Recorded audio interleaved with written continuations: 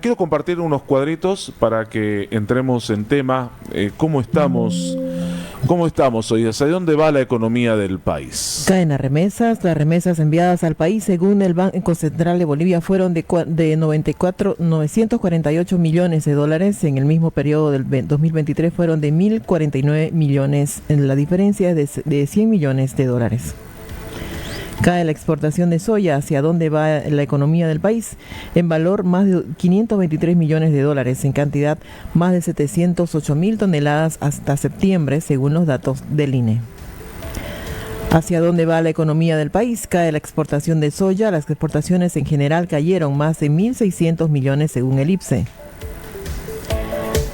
Bolivia desplazó a la Argentina en el segundo lugar de la tabla de riesgo en el indicador JP Morgan. ¿Y hacia dónde va la economía del país? Nos seguimos preguntando.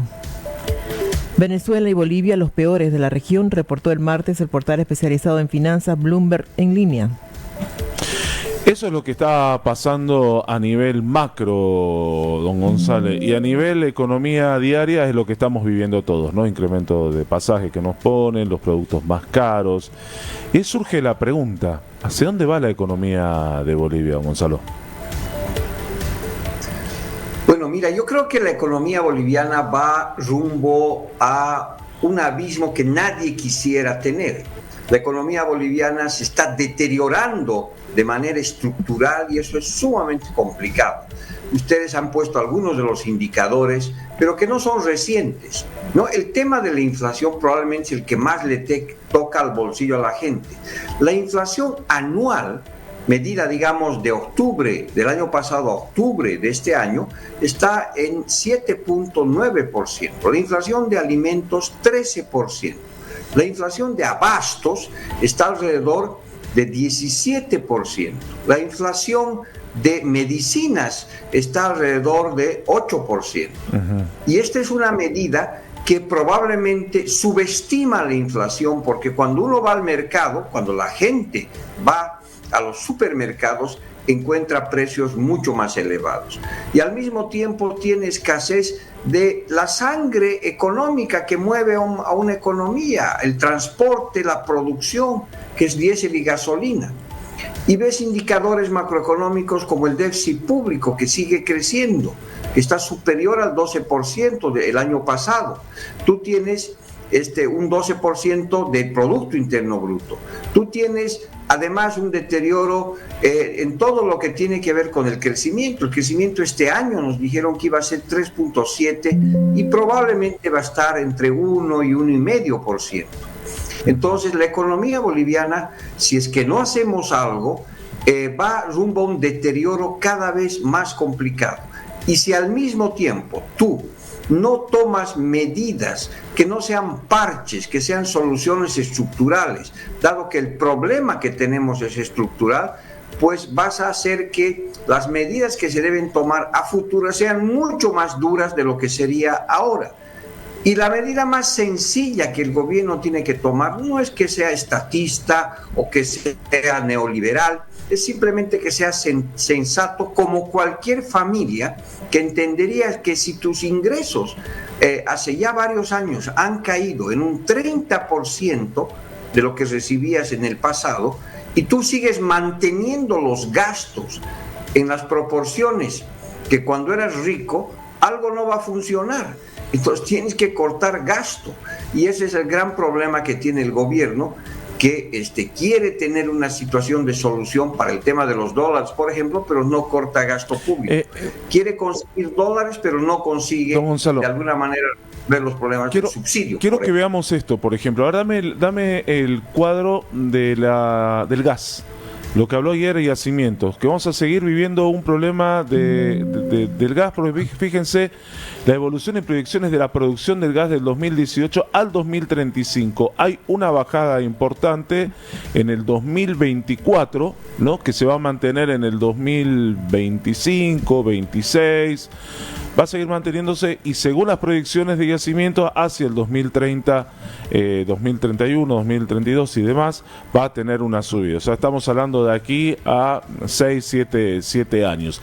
Dame el cuadro de las exportaciones que mostraba ayer don Gary Rodríguez del Instituto Boliviano de Comercio Exterior.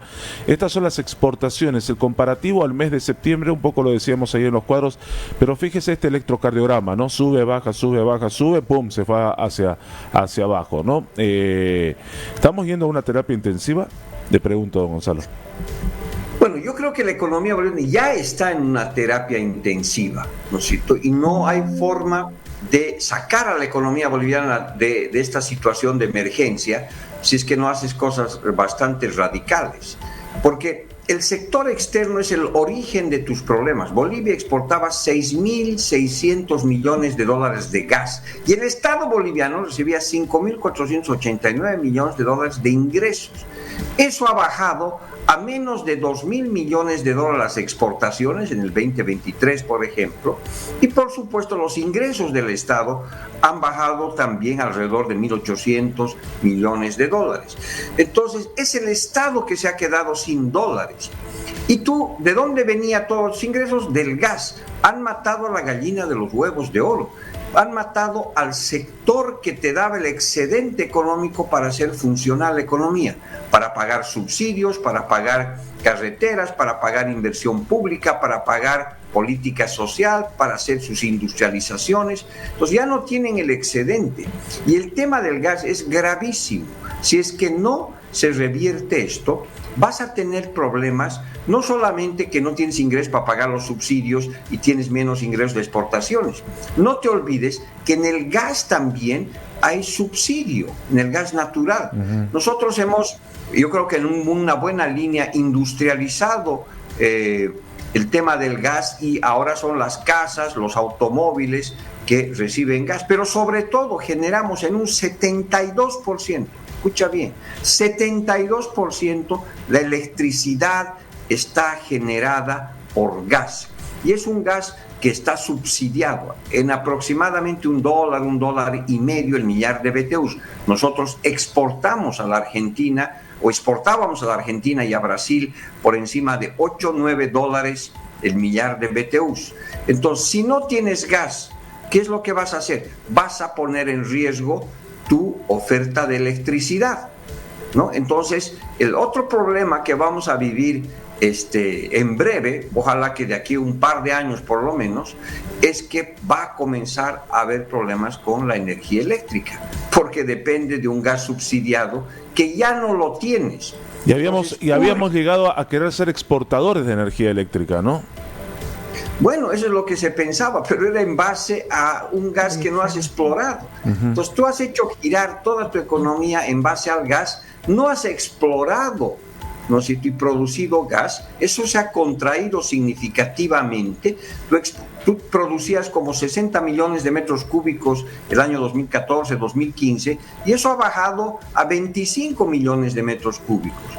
Entonces ha crecido el mercado local, lo cual en principio era bueno, pero no tienes el gas y por lo tanto, ¿cómo vas a hacer para abastecer para las casas, para los automóviles que ahora son a gas, pero sobre todo para la generación eléctrica?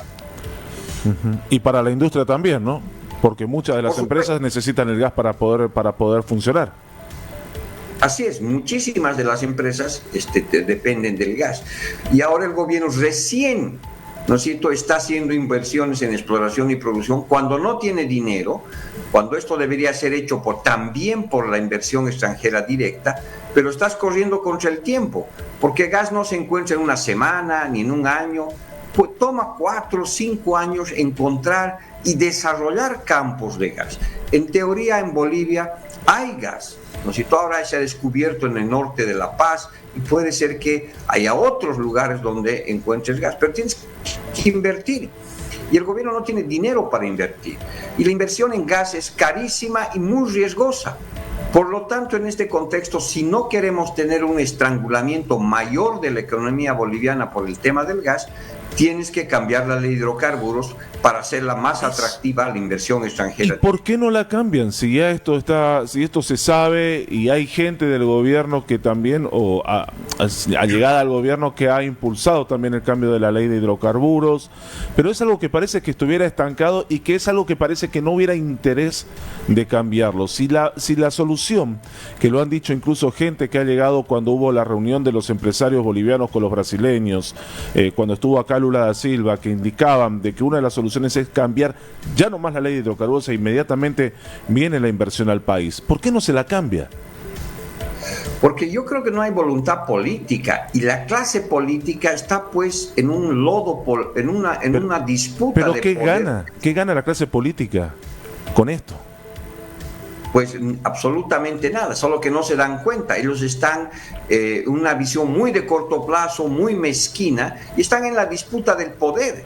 Entonces, si es que no hay cierto nivel de equilibrio político básico, el cambio de la ley de hidrocarburos o cualquier política económica, fiscal, monetaria, cambiaria, no va a funcionar. En un cuerpo, si está en terapia intensiva el cuerpo económico, si está con una infección política muy grave, si no resuelves y estabilizas al paciente, de alguna manera vas a tener problemas de que cualquier medicina, cualquier remedio económico no va a funcionar en ese cuerpo enfermo políticamente.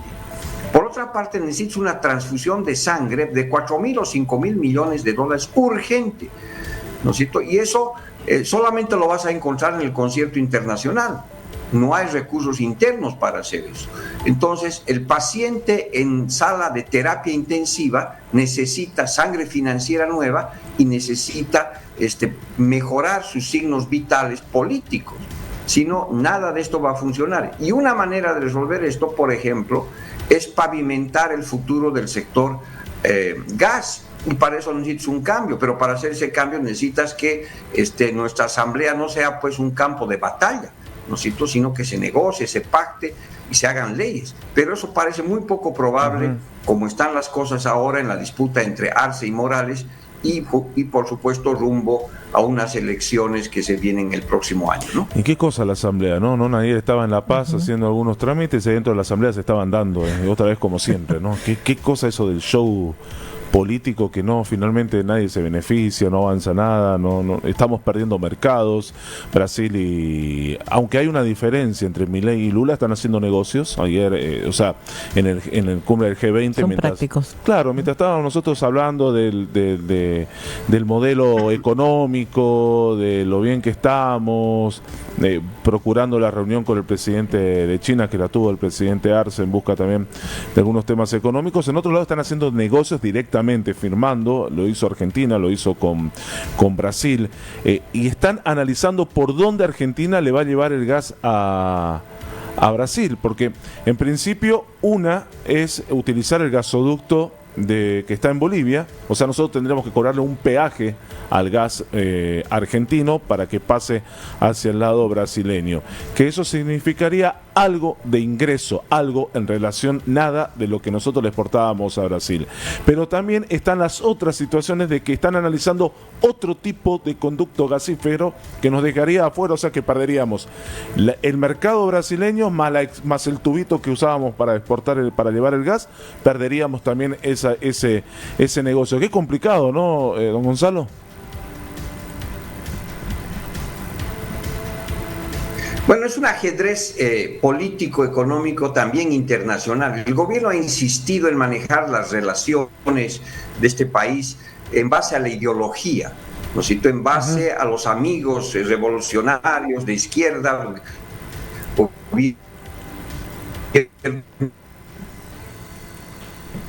Se nos está cayendo el internet. A ver.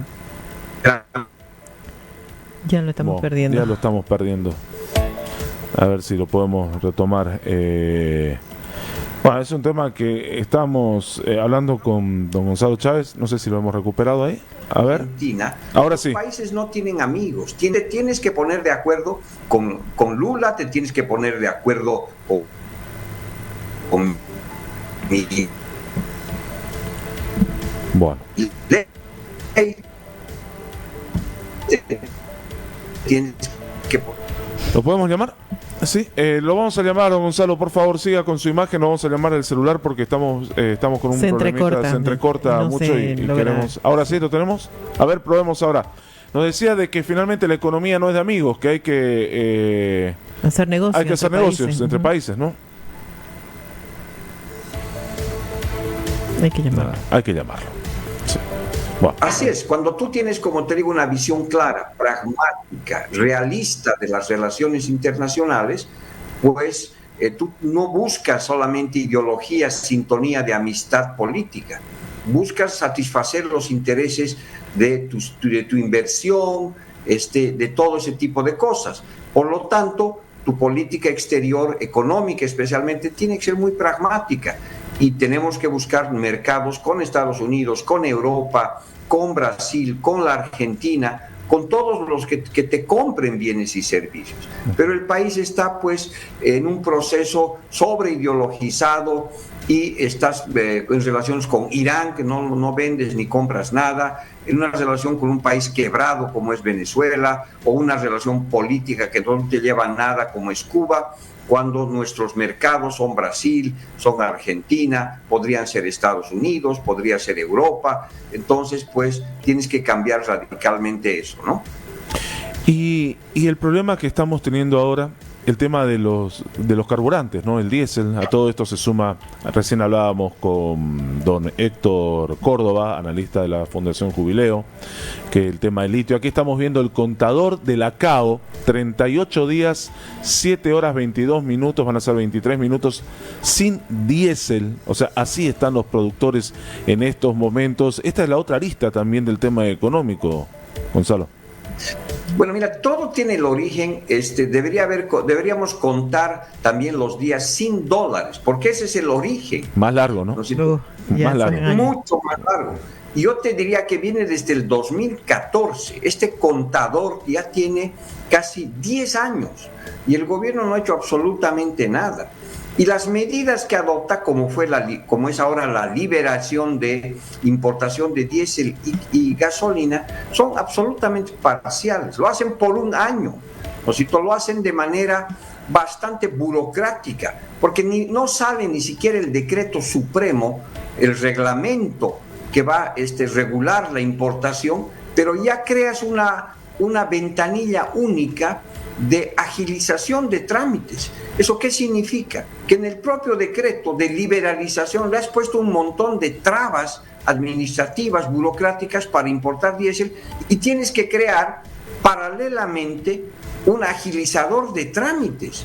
Entonces, eso te muestra la falta de voluntad política, la ineficiencia en este tema. Cuando, si quieres liberar de manera seria, hazlo para el largo plazo y destraba toda la burocracia posible, porque tienes que importar directamente y que cualquier hijo de vecino o cualquier productor o cualquier transportista vaya con su cisterna a Brasil o a Perú y se compre el gas y venga sin decirle a nadie, lo traiga y lo venda también libremente. Eso es libre importación. Lo que el gobierno ha hecho ahora es una libre importación absolutamente deslactosada, ¿no? Que va a tener resultados bastante parciales. Y yo te voy a decir que de aquí a unos meses, cuando siga faltando diésel, van a decir, los privados pues también tienen la culpa, ¿no? Dame las imágenes de ayer de La Paz, de la marcha de los gremialistas. Ayer hubo una movilización bastante grande en la sede de gobierno, ¿no? Los gremialistas salieron a decir, todo está caro, ya no tenemos más que vender. ¿Cómo se tiene que interpretar hoy esta situación? O sea, son los comerciantes, ni siquiera los vecinos, los comerciantes, los que salen a marchar porque diciendo que la gente ya no les compra porque todo está caro para vender. Fue bastante grande la marcha. Hay una convocatoria del transporte pesado para el próximo martes en Santa Cruz de tomar todo el segundo anillo de Santa Cruz en protesta por el tema de la economía. Y los productores en Cochabamba se han declarado en emergencia, como también en otras partes del país, diciendo que están asfixiándose, que están semi-paralizados en estos momentos por la situación que enfrentan. ¿Esto no lo está viendo el gobierno o no lo está interpretando o no lo está queriendo ver? Lamentablemente no lo ve y sigue con un discurso triunfalista, sigue con un discurso que niega los problemas.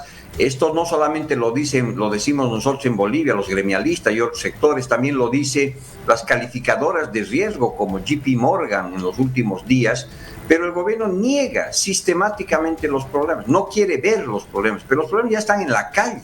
Entonces, en el caso de los gremiales, Ezequiel, es lo más grave que va a pasar. Mira, Bolivia en el año 2006 importaba entre contrabando y comercio legal 3.000 millones de dólares. Eso saltó el año pasado, el anteaño pasado, a 15.000 millones de dólares. 15.000 millones de dólares.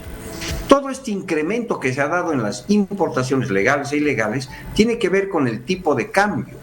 Utilizaron el tipo de cambio a partir del 2009, lo volvieron fijo, ¿no es cierto? Y eso generó una renta comercial. Subsidiamos el dólar barato durante muchísimos años y eso hizo crecer una burbuja de consumo, ¿no es cierto? Con el dólar barato, Bolivia pues pasó de importar 3.000 a 15.000 millones de dólares. Detrás de esos 15.000 millones de dólares hay por lo menos 3 millones de personas que viven de este comercio. Uh-huh. Y ahora, como no hay dólares, y has hecho absolutamente dependiente a ese sector de dólar barato, y ahora no hay dólares, por supuesto que van a salir y vas a comenzar a tener problemas sociales muy graves. Este es un grupo muy grande, es un grupo muy poderoso, ¿no es cierto? Y es un grupo que vivió del dólar barato durante mucho tiempo y ahora el gobierno no tiene cómo seguir ofreciendo dólares a 6.96 y está en 11 bolivianos el dólar. Por lo tanto, este sector pues va a seguir reclamando y es un cuello de botella gigantesco porque ahí hay una cantidad de gente enorme. Nos queda muy poquito, Gonzalo, y quiero sobre lo que decías. Lo que dijo Bloomberg es ¿exagerado o no? La tragedia de Bolivia acabará en devaluación impago y caos. Esto dijo Bloomberg, o publicó. Sí, yo creo que Bloomberg utiliza el verbo equivocado. Acabará, no es el futuro. Ya estamos con esos problemas, ¿no es cierto? Tú ya tienes en los hechos una devaluación. O sea, encuéntrame el dólar a 6.96, no existe. No existe. ¿No es cierto? En el mercado paralelo está 11, ¿no? Ya tienes un caos político y social, has tenido 24 días de bloqueo. Si eso no es caos, ¿qué es caos? ¿No es cierto? Ayer has tenido un pugilato en la asamblea, da una vergüenza. Si eso no es caos, ¿qué es caos? Entonces, y el gobierno pues está teniendo dificultades también de pagar su deuda. Entonces, no es que Bolivia tendrá esos problemas, los está teniendo y hace muchos meses, ¿no? Entonces creo que inclusive en la lectura de este tipo de observaciones que vienen de afuera, pues como nosotros estamos de cerca, acá vivimos, pues podemos afirmar que eso no va a ser así, ya es así. Según la Real Academia Española, caos es estado amorfo e indefinido que se supone anterior a la ordenación del cosmos. Confusión y desorden. ¿Hay confusión? Sí. ¿Desorden? Estamos viéndolo. Bueno, a buen entendedor, pocas palabras. Gonzalo, le mando un abrazo, Cuídese, no se moje hoy que está por Santa Cruz. Así es. Ay, para estar chamarrita hoy día, mire, a 25 va a estar el máximo de temperatura, así que aproveche. Disfrute Santa Cruz. Le mandamos un abrazo. Voy a aprovechar.